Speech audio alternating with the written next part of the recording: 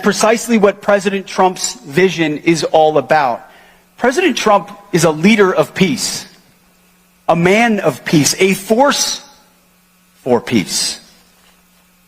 And together we will achieve that peace through strength, reestablishing deterrence, sharing our burdens, multiplying our strengths, reinforcing our great alliances, respecting our cultures, not starting wars, but preventing them. Pete Hegseth has unsurprisingly done it again, because our unqualified and incompetent Secretary of Defense seems to be focused on everything but actually doing his job. And unsurprisingly, Pete Hegseth is making sure the agents who hold him accountable can't do theirs. And it is creating yet another scandal at the Pentagon that we are going to get into, because it led to the firing of someone who outwardly professed themselves to be a Trump stooge. But before we do, if I could quickly ask you to leave a like on this video, and if you haven't already, and you enjoy our channel, to hit that subscribe button. It goes a long way, and it really does mean a lot to me. Now, before we get into this latest scandal from Hegseth, I want to start with a bit of context that surprisingly happened on Fox when the Fox host was responding to and being shut down by a CNN reporter detailing all that is happening at the Pentagon right now. It is a very important watch. Barbara Starr, the longtime Pentagon correspondent, now with the Annenberg Center, correspondent for CNN, obviously. You posted this about Pete Hegseth on your Substack, saying you feel tremendous sadness at the changes he's made. Explain.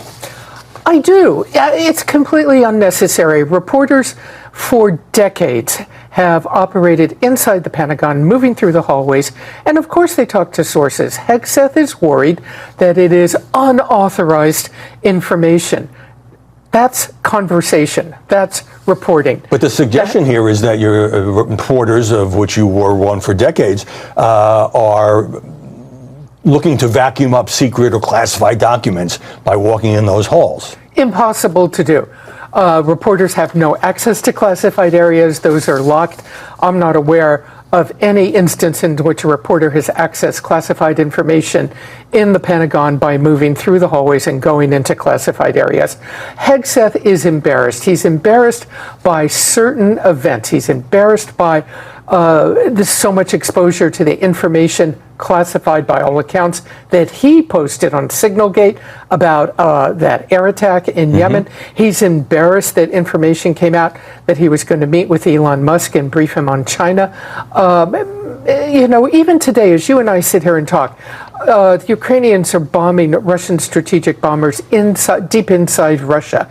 Could be a response by Putin. Maybe the defense secretary wants to think, it's up to him, about spending more time thinking about these national security matters than the PR structure, if you will, of his press operation. Well, of course, Secretary Hegseth has dismissed as a distraction the whole business about Signalgate. And by the way, we asked for a response from the Pentagon, didn't get any response at all. He has also held the grand total of one news conference since taking over at DOD. Does that matter? It matters, and let me, it's a great question. Why is this so important? Why is this? The average person out there saying why? Why does he have to deal with the press? People don't like the news media. Here's the bottom line. The U.S. military swears an oath to defend the Constitution, the First Amendment. That includes nothing to abridge freedom of the press. So this is a life and death issue for the U.S. forces, and that makes it a life and death issue for the media, which often accompanies them. This is about the constitutional requirement to maintain a free press in this country. That is what America's all about. So let me just offer this thought. The next time U.S. troops, all geared up for combat, board some transport plane in the middle of the night to go somewhere, the Pentagon Press Corps is going to do its job as it does every day. They will be there, they will cover it as the World Press Corps was. Nobody's going away.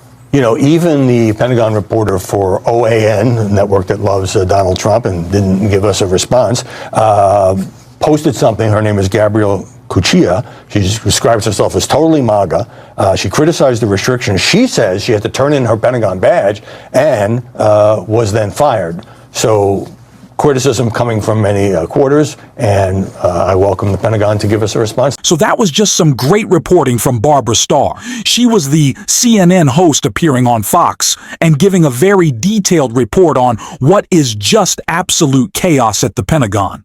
And of course, Pete Hegseth isn't framing it that way. He's doing everything he can to twist the narrative, but it's just not working out too well. Just take a listen to him in his latest Fox interview. This was just nonsense. Orders we give, to the plans we discuss, there's a reason why our nation's most closely held secrets are contained in certain places with only access from certain people. Nobody takes that more seriously than me. If there's one thing I've sort of been offended by, I don't get offended by much. I'm here to do my job for the president, for the country, is this idea that I don't take classification or I don't take clearances seriously. Nobody takes it more seriously than me.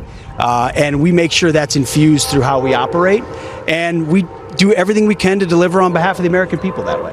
All right. Really, Pete, the guy responsible for not one, but two Signalgate scandals. Two Signalgate scandals. He's the one who cares so deeply about security. Yeah, I don't buy it, and neither does anyone in the press, which is exactly why Pete Hegseth is going after them.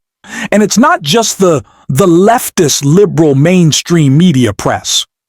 No, Donald Trump's own stooges and right-wing media are losing their jobs because of Hegseth, because of his meltdown. And we're going to get into that in this article right here, MAGA outlets. Pentagon correspondent criticized Hegseth and then she was fired.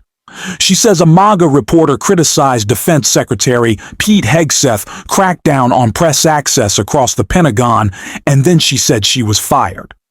The reporter was briefly the chief Pentagon correspondent for the small and staunchy pro-Trump TV channel One American News and was a self-proclaimed MAGA girl who positioned herself as a proudly conservative voice amongst the normally nonpartisan Pentagon press corps. But she grew perturbed by Hegseth's actions against the press. In a post on her personal Substack on Tuesday, she wrote that the Department of Defense's recent move to make vast parts of the Pentagon off-limits to journalists was a troubling shift. She heaps doubt on the Defense Department's rationale for their restrictions, and she questioned why Hegseth hasn't had any formal press briefings since he has been sworn in.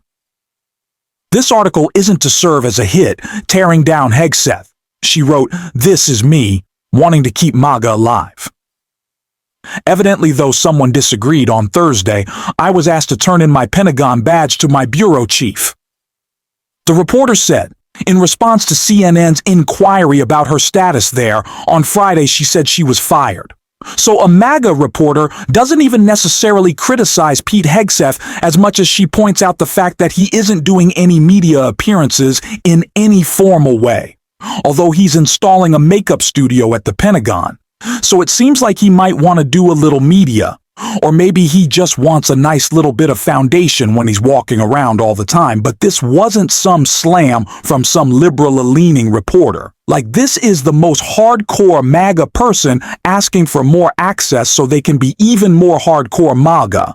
And then Pete Hegseth, some way or another, through the trickle down of his staff that knows how obsessed he is with loyalty, decides this person's gotta get gone. Like, what is happening? This is just so embarrassing that this administration is so terrified of accountability, even from their biggest supporters, that people are getting fired. And that's always the word that I keep coming back to as of lately.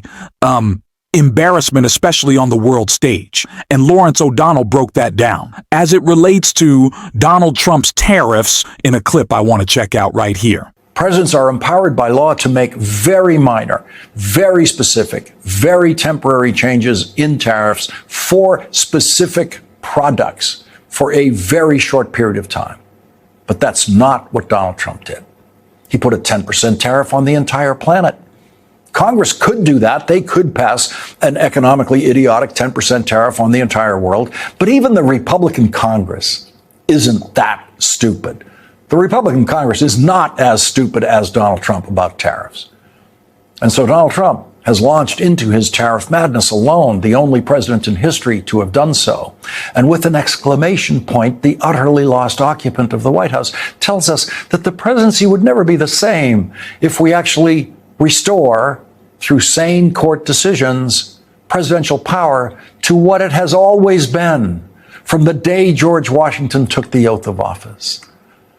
Donald Trump's permanently smiling and totally incompetent economic advisor who never achieved tenure in his brief career as a low-level economics professor before becoming Donald Trump's economics professor in residence, took his frozen smile to friendly television interviewers today by saying that the ruling by the Court of International Trade will not have any impact at all on the Trump team's so-called trade negotiations around the world, in which they promised to deliver 90 trade deals in 90 days and have not yet delivered a single trade deal, not one.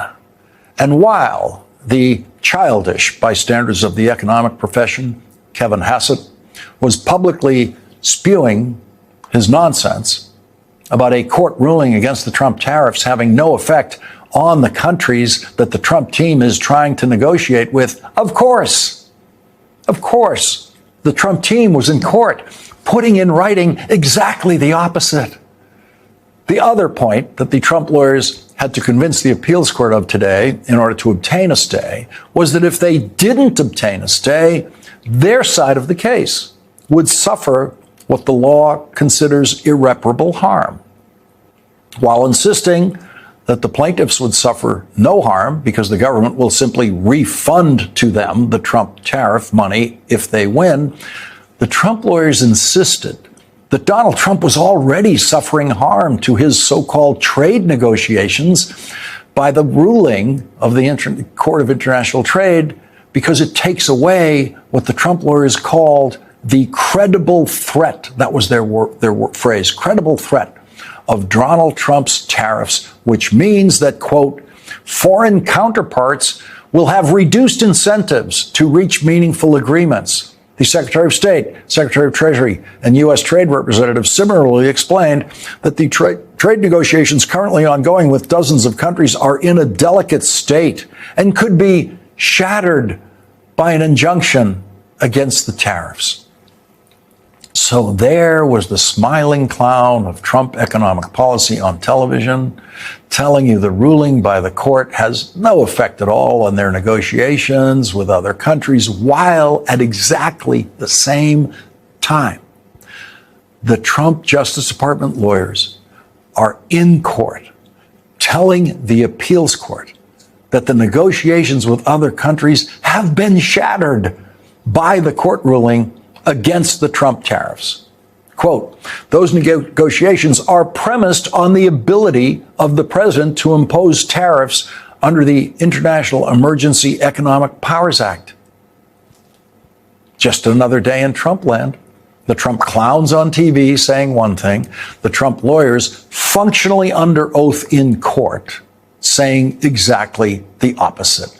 And the goofy chaos agent at the center of it all, not having the slightest idea what he's doing or what the people on his team in court are saying. Donald Trump is lost in the White House tonight. He is lost in the madness of his trade war. He does not have and has never had the mental capacity to comprehend a single element of what it actually means to be president of the United States. Donald Trump makes every president who preceded him look better, including the criminal Richard Nixon, who was not half as criminal as Donald Trump, who, unlike Richard Nixon, has actually been convicted of crimes and Richard Nixon was supremely competent compared only to Donald Trump. Richard Nixon's worst day was better than Donald Trump's best day in the White House. And that is not something I said during the first Trump presidency, but the second Trump presidency has turned out to be much, much worse than his first presidency. Of course, the Trump tariff refunds won't make someone whole if their company has already got out of business because of the Trump tariffs. And so until the final adjudication of the Trump tariff case at the appeals court or the Supreme Court, the Trump tariffs will continue to harm the American economy and all of us who live in it. I cannot stand thinking about how the rest of the world views us all right now. And it just makes me want to fight back and be even louder, so that there's a different voice that is not just Donald Trump's that the rest of the world can see as what America really represents. We're going to try to be that on this show every single day. And if you want to support that, as always, you can hit that subscribe button, leave a like on this video, and if you stuck around to the end, drop a blue heart in the comments. And until next time, I'll see you soon.